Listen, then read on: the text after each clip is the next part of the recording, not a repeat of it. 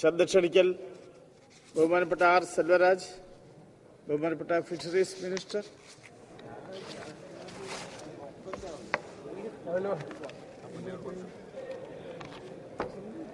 Sir, കേരളത്തിലെ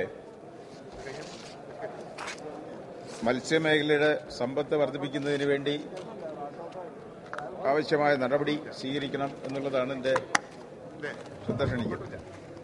sir, മത്സ്യോൽപാദനത്തിൽ രാജ്യത്ത് ഒന്നാം സ്ഥാനം കേരളത്തിലാണ്. രാജ്യത്തെ ആകെ ഉൽപാദനത്തിന്റെ 30% സംസ്ഥാനത്തിന്റെ സംഭാവനയാണ്. രാജ്യത്തെ ആളോഹരി മത്സ്യ ഉപഭോഗം 9.5 കിലോഗ്രാമാണ്. ലോകത്തെ ആളോഹരി മത്സ്യ ഉപഭോഗം 16 കിലോഗ്രാമാണ്. മനുഷ്യന്റെ ആരോഗ്യത്തിനും പ്രതിരോധ ശക്തിക്കും മത്സ്യ ഉപഭോഗം ഉത്തമമാണ്. കേരളത്തിലെ 11 ലക്ഷത്തിലധികം തീരദേശ ജനതയുടെ ഉപജീവന മാർഗവുമാണ് മത്സ്യബന്ധനം. കേരളത്തിൽ മത്സ്യത്തിന്റെ ഉപഭോഗം ലോകത്തെ ആളോഹരി മത്സ്യ ഉപഭോഗത്തേക്കാൾ വളരെ കൂടുതലാണ്. ഇവിടെ പ്രതിവർഷം 22 കിലോഗ്രാമാണ് ആളോഹരി മത്സ്യ ഉപഭോഗമെന്ന് കണക്കാക്കിയിരിക്കുന്നത്. കടൽ മത്സ്യങ്ങളുടെ ഉൽപാദനം കൊണ്ട് മാത്രം നമ്മുടെ മത്സ്യത്തിന്റെ ആവശ്യകത സമ്പൂർണ്ണമാകുന്നില്ല.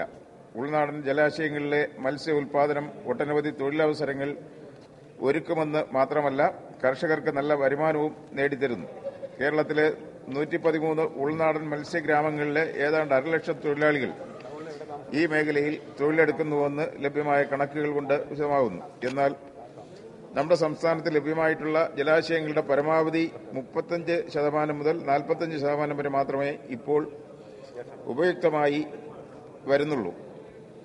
പ്രതിവർഷം 1.17 ലക്ഷം ടൺ മത്സ്യ ഉൽപാദനമാണ് ഉൾനാടൻ ജലാശയങ്ങളിൽ നിന്ന് ഇപ്പോൾ ലഭിക്കുന്നത്. ഉൾനാടൻ മത്സ്യ ഉൽപാദനം ഇരട്ടിയാക്കുന്നതിനായി 2012-2013 സർക്കാർ 200 കോടി രൂപയോളം ചെലവ് വരുന്ന മത്സ്യസമൃദ്ധി പദ്ധതിക്ക് രൂപം നൽകിയിട്ടുണ്ട്. ഈ പദ്ധതി സംസ്ഥാനത്ത് നടപ്പാക്കിയത് വഴി 450 കോടി രൂപയുടെ അധിക വരുമാനം മത്സ്യ കർഷകർക്ക് നേടിക്കൊടുത്തുവെന്ന് കാണാം. 2 ലക്ഷത്തോളം പേർക്ക് ഇതിന്റെ ഗുണഭോക്താക്കൾ ആകുവാനും കഴിഞ്ഞിട്ടുണ്ട്. 2012-13 ആരംഭിച്ച ഈ പദ്ധതി 2015 അവസാനിപ്പിക്കുന്നുവെന്നാണ് മനസ്സിലാക്കുവാൻ സാധിക്കുന്നത്. സർക്കാരിന്റെ ഭാഗത്തു നിന്നും ശക്തമായ നടപടികൾ സ്വീകരിച്ച് ഉൾനാടൻ ജലാശയങ്ങളിലെ മത്സ്യകൃഷി പ്രോത്സാഹിപ്പിക്കുന്നതിന് നടപടി സ്വീകരിക്കണം. ഉൽപാദനക്ഷമത വർദ്ധിപ്പിക്കണം. തദ്ദേശ സ്വയംഭരണ സ്ഥാപനങ്ങളുടെ ഈ പദ്ധതിയിൽ ഉൾപ്പെടുത്തിക്കൊണ്ട് ഇതിനായി മത്സ്യ സമൃദ്ധി പദ്ധതി വീണ്ടും നടപ്പാക്കണമെന്ന് ബഹുമാനപ്പെട്ട ഫിഷറീസ് വകുപ്പ് മന്ത്രിയോട് അഭ്യർത്ഥിക്കുന്നു. പദ്ധതിക്കായി നെയ്യാറ്റിൻകര നിയോജകമണ്ഡലത്തിലെ മത്സ്യ കർഷകരുടെ അപേക്ഷ പരിഗണിക്കണമെന്നും അഭ്യർത്ഥിക്കുന്നു. നിർധനരായ ഈ പ്രദേശത്തെ കർഷകർക്ക് സബ്സിഡി അനുവദിച്ച് പദ്ധതി നടപ്പാക്കുവാൻ നടപടി സ്വീകരിക്കണമെന്നും ബഹുമാനപ്പെട്ട മന്ത്രിയോട് ഞാൻ അഭ്യർത്ഥിക്കുന്നു. മിനിസ്റ്റർ. സാർ, നമ്മുടെ ഉൾനാടൻ ജലാശയങ്ങളിൽ മത്സ്യകൃഷി വ്യാപകമായി നടപ്പാക്കുന്നതിന് ലക്ഷ്യമിട്ടുകൊണ്ടാണ്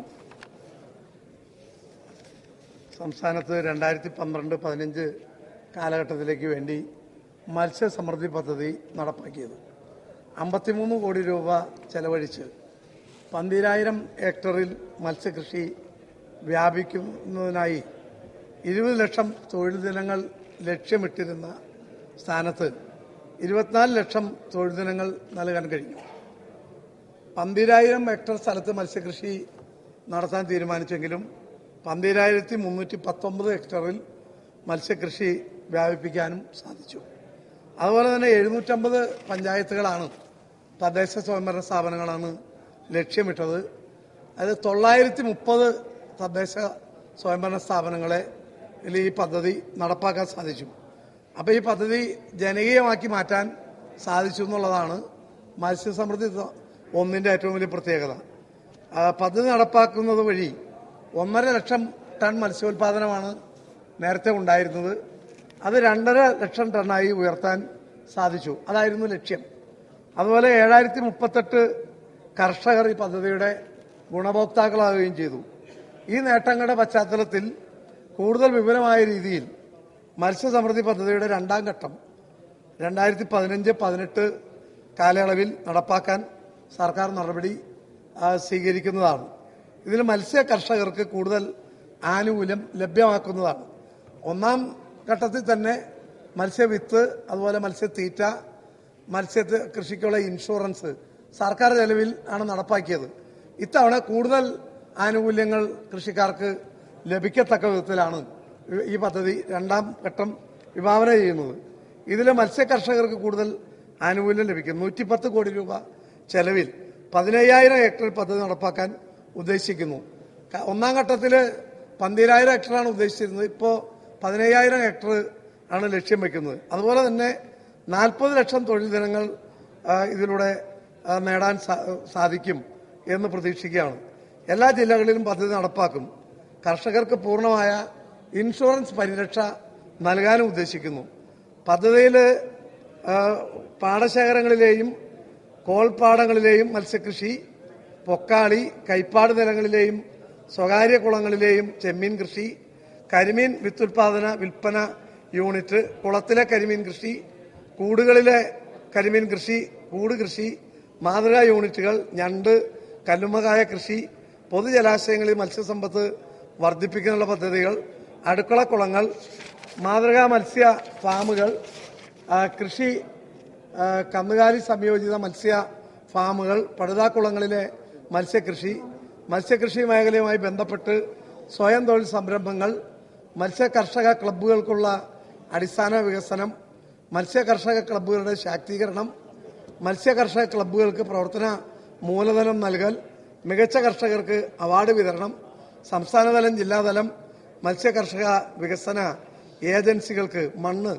ജലപരിശോധന കിറ്റുകൾ നൽകൽ, മത്സ്യകൃഷി പരിപാലന ബോധവൽക്കരണ പരിപാടികൾ, സൗജന്യ വിള ഇൻഷുറൻസ്, മികച്ച കർഷകർക്ക് ആവശ്യമായ അടിസ്ഥാന സൗകര്യ വികസനം, കർഷകർക്ക് ആവശ്യമായ കൈപ്പുസ്തകം തയ്യാറാക്കൽ തുടങ്ങിയവ മത്സ്യസമൃദ്ധി 2 നടപ്പാക്കാൻ ഉദ്ദേശിക്കുന്നു. 2/6/2015 അനുമതി ഈ പദ്ധതിക്ക് വേണ്ടി നൽകി കഴിഞ്ഞു. ഈ പദ്ധതി സമയബന്ധിതമായി ആരംഭിക്കുന്നതിന് പദ്ധതിയുമായി ബന്ധപ്പെട്ട് പ്രവർത്തിക്കുന്ന സാങ്കേതിക ഉദ്യോഗസ്ഥരെയും പഞ്ചായത്ത് തലത്തിൽ പ്രവർത്തിക്കുന്ന അക്വാകൾച്ചർ കോർഡിനേറ്റർമാരെയും തെരഞ്ഞെടുക്കുന്നതിനുള്ള പ്രാരംഭ നടപടികളും കർഷകരിൽ നിന്ന് അപേക്ഷ സ്വീകരിക്കൽ, ജലാശയങ്ങളുടെ സർവേ തുടങ്ങിയ പ്രവർത്തനങ്ങളും ഇപ്പോൾ നടന്നു വരികയാണ്. സാർ, ഈ ആഗസ്റ്റ് മാസം 10-ാം തീയതി എറണാകുളം ടൗൺ ഹാളിൽ വെച്ച് മത്സ്യസമൃദ്ധി 2 പദ്ധതി ബഹുമാനപ്പെട്ട മുഖ്യമന്ത്രി ഉദ്ഘാടനം ചെയ്ത് ഈ പദ്ധതിക്ക് തുടക്കം കുറിക്കുന്നതാണ്. ശ്രീ സെൽവരാജ്, ക്വസ്റ്റ്യൻ. സർ, അങ്ങ് ഈ വകുപ്പിന്റെ ചുമതല ഏറ്റെടുത്തതിന് ശേഷം കേരളത്തിൽ ഇന്നുവരെ ഉണ്ടായിട്ടുള്ള ഗവൺമെന്റുകൾ ഒന്നും തന്നെ ചെയ്യാത്ത വിവിധ പദ്ധതികളാണ് തീരദേശ മേഖലയിലും അതുപോലെ തന്നെ മത്സ്യബന്ധന വകുപ്പിനും നടപ്പാക്കിയത് കാണാൻ കഴിയുന്നത്. സർ, ഇത്തരം പദ്ധതികൾ നടപ്പാക്കി മുന്നോട്ട് പോകുന്ന അങ്ങയുടെ പ്രവർത്തനത്തെ കേരളത്തിലെ ജനത, പ്രത്യേകിച്ച് തീരദേശ ജനത ഒന്നടങ്കം സ്വാഗതം ചെയ്യുകയാണ്. സർ, മറ്റൊരു കാര്യം, കേരളത്തിൽ വിവിധ വകുപ്പുകളുടെ കീഴിൽ ഉൾനാടൻ ജലാശയങ്ങൾ ഉണ്ട്. അപ്പോൾ അത്തരം ജലാശയങ്ങൾ വനം വകുപ്പിന്റെയും അതുപോലെ തന്നെ ജലസേചന വകുപ്പിന്റെയും തദ്ദേശ സ്വയംഭരണ സ്ഥാപനങ്ങളുടെയും ഒക്കെ കീഴിൽ ഒട്ടനവധി ജലാശയങ്ങൾ വെറുതെ കിടക്കുകയാണ്. അപ്പോൾ അത്തരം ജലാശയങ്ങൾ കർഷകർക്ക് സൗജന്യമായി മത്സ്യകൃഷിക്ക് നൽകുന്നതിന് ആവശ്യമായ നടപടി സ്വീകരിക്കുമോ? അതുപോലെ തന്നെ തിരുവനന്തപുരം ജില്ലയിൽ എത്ര തദ്ദേശ സ്വയംഭരണ സ്ഥാപനങ്ങളിൽ മത്സ്യസമൃദ്ധി 2 പങ്കെടുപ്പിക്കാൻ കഴിഞ്ഞിട്ടുണ്ട്? അതുപോലെ 2ാം ഘട്ട മത്സ്യസമൃദ്ധി പദ്ധതിയിൽ തിരുവനന്തപുരം ജില്ലയിൽ മത്സ്യകൃഷി വികസനത്തിനായി എന്തെല്ലാം പദ്ധതികളാണ് ആവിഷ്കരിച്ചിട്ടുള്ളത്? ആശയങ്ങളിൽ ഇറിഗേഷൻ ഡിപ്പാർട്ട്മെന്റിന്റെയും അതുപോലെ ഇലക്ട്രിസിറ്റി ബോർഡിന്റെയും നിയന്ത്രണത്തിലുള്ള ജലാശയങ്ങളിൽ മത്സ്യകൃഷി ചെയ്യാൻ 20 ജലാശയങ്ങളിൽ അനുമതി നൽകിയിട്ടുണ്ട്. അതിനകത്ത് കുടിവെള്ളത്തിന് ഉപയോഗിക്കുന്ന തടാകങ്ങളിൽ അതിനെ ഒഴിവാക്കിയിട്ടുണ്ട്. അതുപോലെ തന്നെ സുരക്ഷാ പ്രശ്നങ്ങളുടെ പേരിൽ ചില ഡാമുകളും ഒഴിവാക്കിയിട്ടുണ്ട്. 20ഓളം സ്ഥലങ്ങളിൽ ഈ തടാകങ്ങളിൽ ഈ കൃഷി ഇന്ന് നടപ്പാക്കുന്നുണ്ട്. തിരുവനന്തപുരം ജില്ലയിലെ 64 തദ്ദേശ സ്വയംഭരണ സ്ഥാപനങ്ങളിൽ 1ാം ഘട്ടത്തിൽ മത്സ്യകൃഷി നൽകിയിട്ടുണ്ട്, ഈ നടപ്പാക്കിയിട്ടുണ്ട്. 2ാം ഘട്ടത്തിൽ അത് പരിശോധിച്ചു വരികയാണ്. മത്സ്യ സമൃദ്ധി 2ാം ഘട്ടത്തിൽ തിരുവനന്തപുരം ജില്ലയിലെ 450 ഹെക്ടർ സ്വകാര്യ ടാങ്കുകളിലും കുളങ്ങളിലും മത്സ്യകൃഷിക്കുള്ള സാങ്കേതിക സാമ്പത്തിക സഹായം 10,000 രൂപ വെച്ച് ഹെക്ടറിന് നൽകാൻ പദ്ധതി ആവിഷ്കരിച്ചിട്ടുണ്ട്. പൊതുജലാശയങ്ങളിലെ മത്സ്യ ഉൽപാദനത്തിനായി തിരുവനന്തപുരം ജില്ലയ്ക്ക് വേണ്ടി 15 ലക്ഷം രൂപ വകയിരുത്തിയിട്ടുണ്ട്. തദ്ദേശ സ്വയംഭരണ സ്ഥാപനങ്ങളുടെ അധീനതയിലുള്ള അനുയോജ്യമായ കുളങ്ങൾ മോഡൽ ഫിഷ് ഫാമുകളാക്കി മാറ്റുവാൻ ലക്ഷ്യമിടുന്നു. Maximum 1 hectare. മോഡൽ ഫിഷ് ഫാമിന്റെ എല്ലാ ചെലവുകളും സർക്കാർ വഹിക്കുന്നതും അതിന്റെ ആനുകൂല്യങ്ങൾ പഞ്ചായത്തിനും മത്സ്യ ക്ലബിനുമായി നൽകുന്നതാണ്. തിരുവനന്തപുരം ജില്ലയിൽ അനുയോജ്യമായ എല്ലാ പഞ്ചായത്ത് കുളങ്ങളും ഇതിനുവേണ്ടി ഉപയോഗപ്പെടുത്തുന്നതാണ്. നെയ്യാറ്റിങ്കര അദ്ദേഹത്തിന്റെ നിയോജകമണ്ഡലത്തിൽ കാരോട് പഞ്ചായത്തിൽ മത്സ്യ കർഷക ക്ലബിന് കെട്ടിടം നിർമ്മിക്കുന്നതിന് 4 ലക്ഷം രൂപ ഒന്നാം ഘട്ടത്തിൽ അനുവദിച്ചു. അതുപോലെ തന്നെ കെട്ടിടത്തിന്റെ പണി പൂർത്തിയാക്കിയിട്ടുണ്ട്. ഈ ക്ലബിന് മത്സ്യകൃഷിക്ക് വേണ്ടിയിട്ടുള്ള പമ്പ് സെറ്റ്, വലകൾ, ടെസ്റ്റ് കിറ്റ് എന്നിവയ്ക്കായി 1 ലക്ഷം രൂപ കൂടി അനുവദിച്ചിട്ടുണ്ട്. തിരുവനന്തപുരം ജില്ലയിൽ 5 മത്സ്യ ക്ലബിന് കെട്ടിടം നിർമ്മിക്കാൻ ധനസഹായം നൽകിയിട്ടുണ്ട്.